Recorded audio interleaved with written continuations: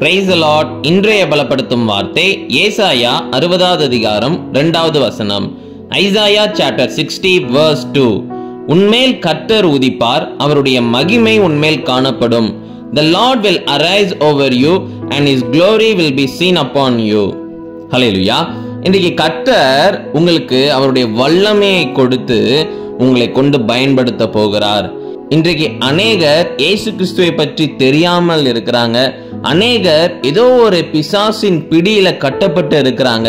அவர்கள் எல்லாருக்கும் விடுதலை கொடுப்பதற்காக கர்த்தர் உங்களை கொண்டு பயன்படுத்த போகிறார். கர்த்தருடைய மகிமை உங்கள் மேல் காணப்படும். அவர் உங்களை கொண்டு பெரிய காரியங்களை செய்ய போகிறார். ஊழியத்தின் பாதையில அநேக காரியங்கள்ல கர்த்தர் உங்க மூலமாக மகிமைப்பட போகிறார்.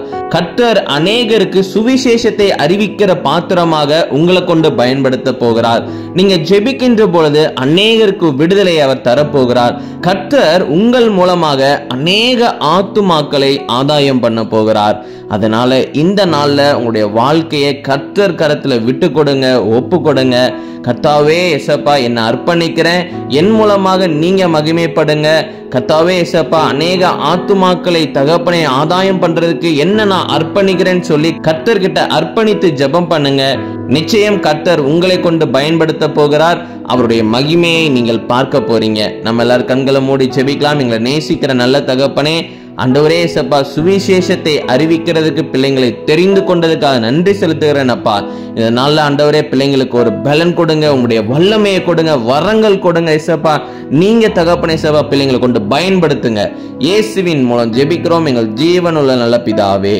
ஆமேன், ஆமேன், ஆமேன். இந்த நாள்ல கர்த்தருடைய வல்லமையை பெற்றுக் கொண்டிருக்கிறீங்க. கர்த்தருக்காக எழும்பி பிரகாசிங்க. கர்த்தர் உங்க மூலமாக பெரிய காரியங்களை செய்வார். God bless you. Have a blessed day.